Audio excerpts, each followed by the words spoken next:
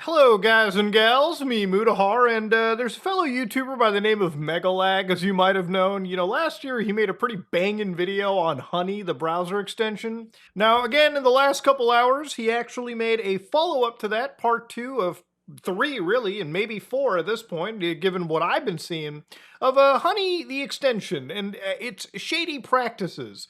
Now, I think you're on the right track when you literally have scenarios where companies like PayPal, the people that bought Honey for, I believe, $4 billion, yes, that browser extension that saves you money is suddenly worth $4 billion. We'll get to a lot of that and why. Yeah, suddenly they're trying to take down or have actually taken down videos, at least on places like Patreon. So to give you an idea, I always am the firm believer, and I say this to anybody that's investigating things, anytime a company or somebody tries to sue you, you're probably on the right track. Any asshole that's tried to sue me over an investigation, usually I know that I'm actually onto something. And to be real with you, anytime somebody does try to sue you, even if it's like a YouTuber or a multi-billion-dollar company, at some point you have to dig both feet in the ground and fucking take that shit to the end. But again, obviously, ladies and gentlemen, to whittle it on back, Megalag released a video called Honey Targeted Minors and Exploited Small Businesses. So actually, I don't really want to talk about this video and just kind of recap it. I actually have my own perspective about it, but to give you just a sort of quick TLDR in the situation, I do highly recommend you watch his 52-minute long video. There's actually a lot of juicy good stuff here, actually mind-boggling. Some of the stuff I didn't even know existed. But of course, for anybody that doesn't know, Honey last year was basically caught, exposed by Megalag in this disgusting practice of basically affiliate link swapping. So for instance, a lot of your favorite YouTubers are probably sponsored by a specific company. For instance, me, I am sponsored by GamerSupps. I love GamerSupps products. I put this stuff, I drink it in water. Sometimes I even mix it with my coffee just so I can have that double dosage attack. All right, it really is just that good. Now, if you go to GamerSupps, one good flavor they've got, lemonade, ladies and gentlemen. If I had an affiliate link over here, I actually do have a code. You can go over here, enter in my code. But some YouTubers had affiliate links. So you go to the description, you click on a certain product, it takes you to a page. Now, all this stuff kind of happens in the background, right? You get sent to a link. That link basically attributes the sale to the YouTuber. Now, what Honey was alleged to be doing in this situation was through their extension, they would swap out the affiliate code or the affiliate token at the time of checkout so that they would be the one that gets the sales commission, and the YouTuber that actually sent you to that product would basically get a fucking goose egg. It's an insanely disgusting and disturbing practice that actually threatens the entire online sort of e-commerce and influencer ecosystem, right? And again, obviously you might be like, wait a minute, hold on. What if Honey grabbed a code, like CodeSog for instance, gave it out to everybody? Wouldn't that be good for you, Muda? Wouldn't you be making a lot of money with people using your code? Actually, yeah, I probably would. Because then to sites like GamerSupps, codes like this are utterly meaningless. If you can't use these codes to track specific campaigns, ultimately the whole venture becomes kind of fruitless, right? It's a long rigmarole, and ultimately at the end of the day, one of the big things that came out was obviously Honey was kind of digging through a whole bunch of different coupon codes. Some coupon codes they probably shouldn't have had. Coupon codes that were meant for, friends, employees, huge savings that nobody should have grabbed. And ultimately it meant that when Honey grabbed these codes and started giving them out to everybody, small businesses would actually lose, in some cases, about $100,000. It would be absolutely terrible for a small business. And some big businesses could be able to weather the storm, but Honey was a predatory model, allegedly, for pretty much everyone in this case. One thing that I didn't notice about this entire situation was ever since this Honey situation dropped, there's been a lot of businesses that have sparked up, like Vigilance, for instance, where in order to protect your online store from coupon code leaks, You actually could go here and serve as the coupon code blocker, okay? It's that insane of an industry. And because honey is such a successful business model, at least, at the time, and probably still is, there have been tons of other extensions that have come up. For instance, Capital One has their own extension. For instance, you can add the Capital One shopping tool, which basically is honey, and you can just add it to your browser right here, yada, yada, yada. And it does the same sort of thing. Now, obviously, in a lot of these cases, it has been alleged by influencers and people in the space that, yeah, all these companies do is just basically take our affiliate links, throw them into the trash bin, and replace it with theirs. It's to a point where even when I was watching Megalag's video, one of the things that blew my mind was apparently Microsoft's Edge browser would also do the same thing with something known as their coupons feature. Now, ultimately, one of the cool things that I saw about Microsoft Edge, thankfully, was that apparently, I guess they retired this feature, which was introduced back in 2020. I didn't know this because I'm not an Edge user, but to look into it, at Microsoft, we're always working to ensure we're delivering the highest value shopping experience for people. As part of a regular review, we've discontinued the coupons feature. I don't know if it's part of a regular review, other than the fact that there have been actual lawsuits, some of which have been really good for influencers in terms of judgment, and some rulings have actually been pretty bad. But we'll get to that towards the later section too. Ultimately speaking, Honey is one of those extensions that I think is actually a net negative. Now, I've never saved money through Honey, and I've also never taken one of their sponsorship deals simply because I've always found the application to be kind of shady. I always wondered, how would an extension like this actually make money? And it turns out the way that they allegedly make money is pretty shitty. But the other thing that kind of caught my attention over here, which wasn't super duper of a shock to me, but it's something that I want to talk about, is the amount of data that apparently Honey has been collecting. So one of the actual researchers that Megalag linked to was datarequests.org. Now, datarequests.org is a site that I do know.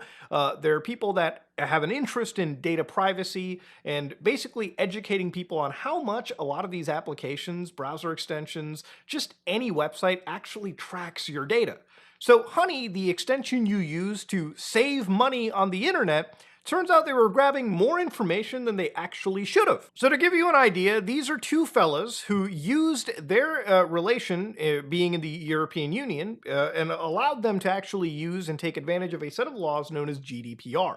Now, I talked about GDPR before, but GDPR basically allows you to request your data from a lot of these companies and basically see beyond the veil. It's a great set of laws, and one of the few things when it comes to technology that I think the European Union has absolutely smashed the rest of the world on. Benny and Malt actually used the GDPR in this, which was they specifically called the right to data access.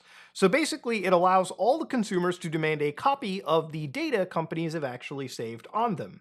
And it makes it possible to verify what a company's statements are. So if you don't trust what a company is doing with your data and you live in the EU, file a right to data access request, and then you can get the answer for yourself. Again, I wish these kind of laws existed mostly as well in North America, but maybe one day we'll get there. Right now, we're still trying to make sure privacy and encryption are still protected, but different story. So for these two individuals, what they did was they basically found out that data collection if logged in with an account. So this is the first thing that they saw. Let's say that you go to Honey, you sign up, they're probably going to get you to join with Apple, maybe join with an email, maybe actually create an account. So you can use Honey with or without an account, but let's say that what happens if you make the account? So according to this situation, one of the actual files they ended up getting in this GDPR request was pageviews.csv. And of course, the name, as it implies over here, contains a list of page views. So from mid-February 2020 to May 2020, this happened all the way back then, way before Honey became sort of this big deal. It contained 2,591 entries, so pretty insane. Now, of course, you could see that obviously the entries are timestamped, so exactly when this token was created, when this entry was made.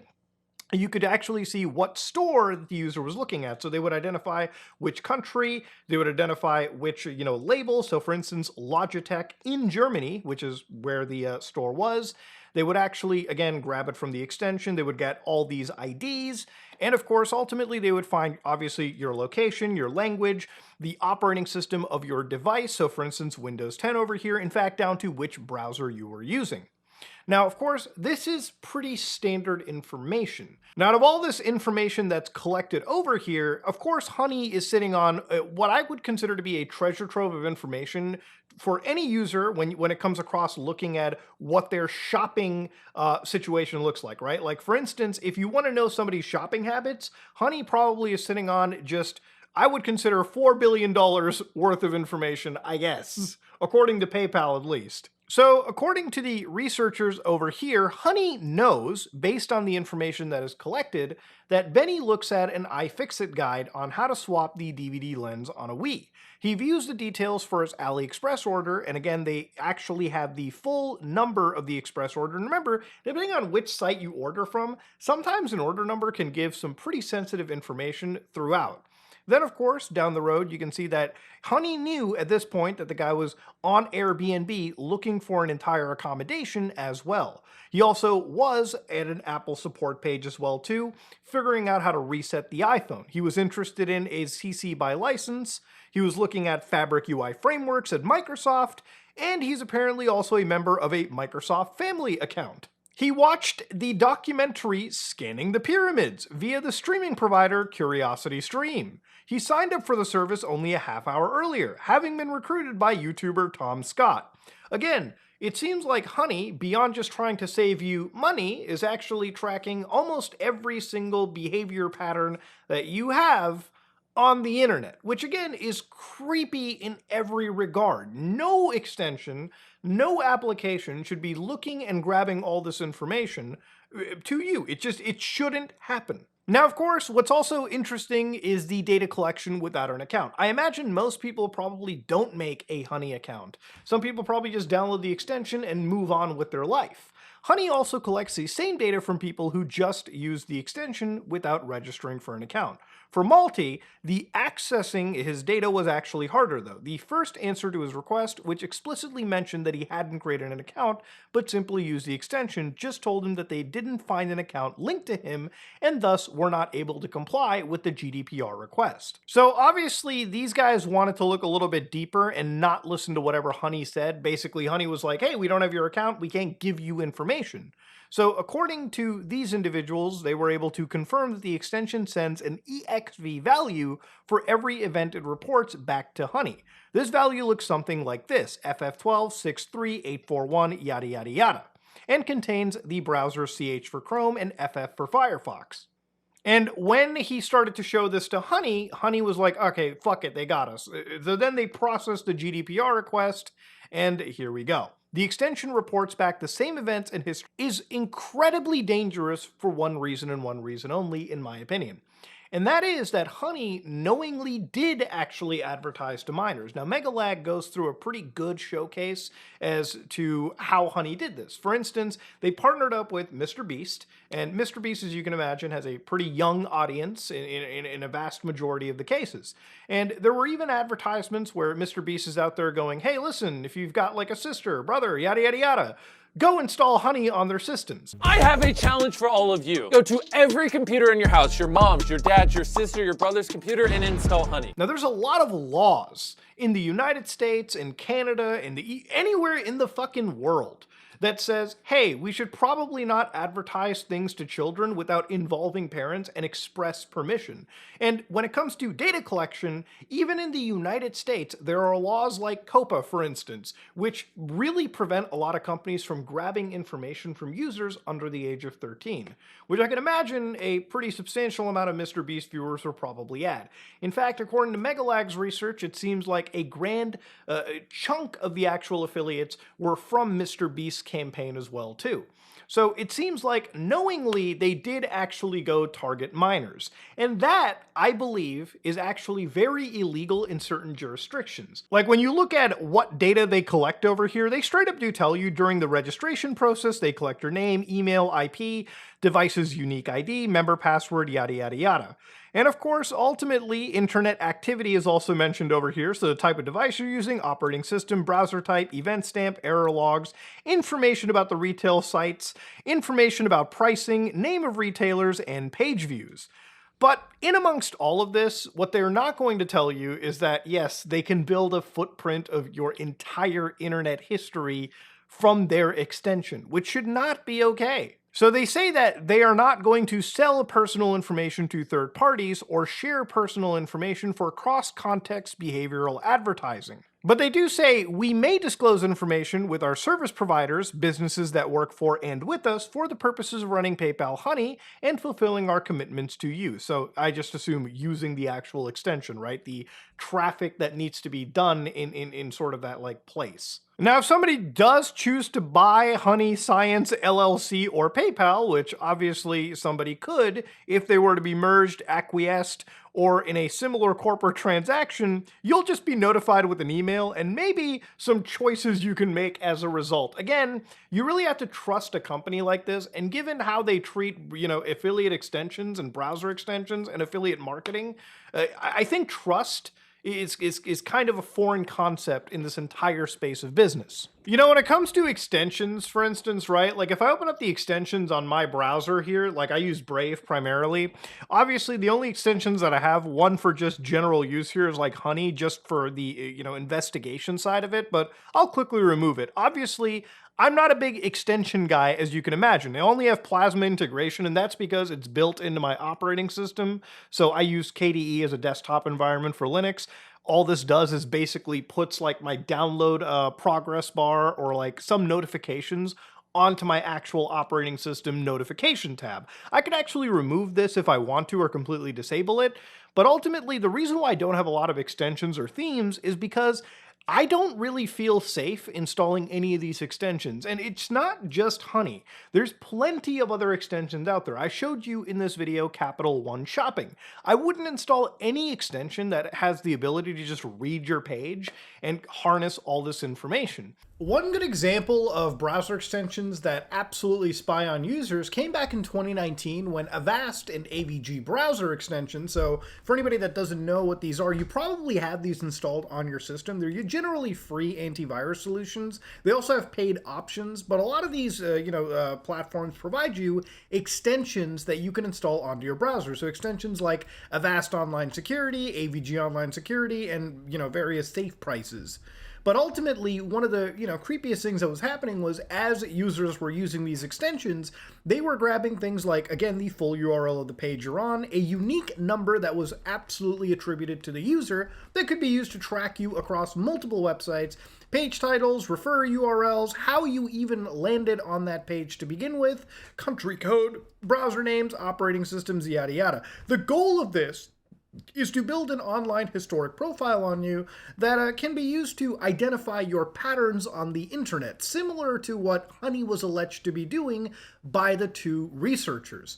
And again, the thing about these extensions is this is not uncommon. A lot of extensions, just the nature of them being able to access and view what you're doing on the internet, can grab information you probably don't want to be grabbed. This is one of the reasons why I don't use any of these extensions to begin with. And ultimately, I feel like more people need to kind of wake up to this stuff because, again, what you do on your web browser is incredibly important and in a lot of ways is incredibly private. You should never be sitting there and installing extensions that really don't help you at the end of the day, but rather just grab more information than you need to. A lot of people will say, whatever, everyone spies on me, who gives a shit?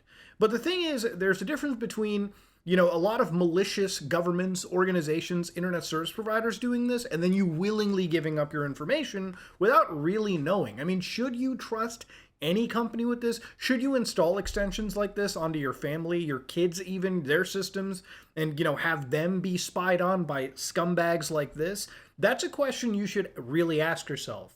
Again, you can verify and see this for yourself in the actual developer settings. So for instance, if you just do Control-Shift-I and you can read through again what these extensions are doing, you can see that they're sending requests back pretty actively to servers that are run by Honey.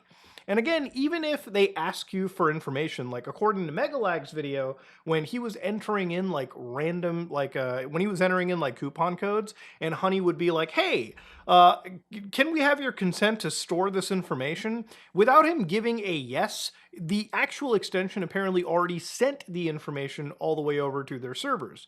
So a lot of these, extensions never really ask you for consent in an appropriate manner. In fact, they ask you for consent, I would say, in a more cosmetic fashion, rather than actually asking it for the sake of asking for consent. And here's the thing, right? It's not just Honey that does this.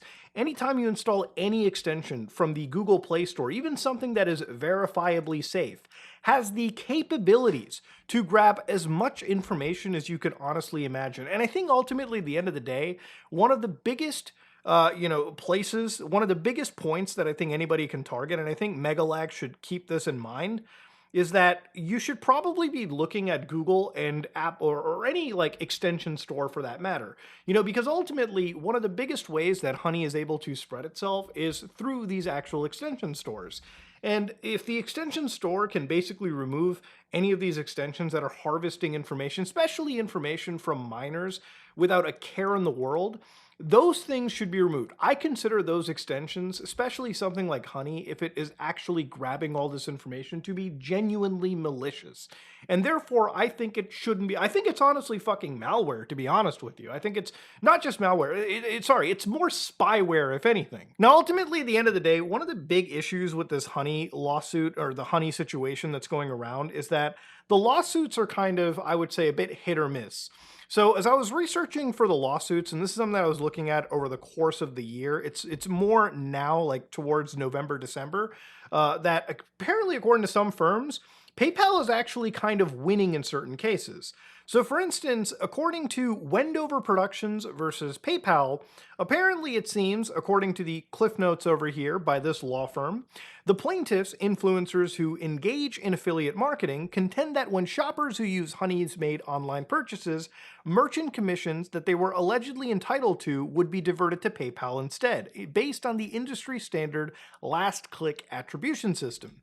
So following an oral argument by Rich Jacobson, this guy it seems, the court on November 21st agreed that that the plaintiffs failed to plead injury traceable to Honey, and that the plaintiffs also failed to plead facts showing they were entitled to the commissions to begin with. In addition to the lack of standing, the court agreed with PayPal that the complaint failed to plead any federal statutory or state business tort claims.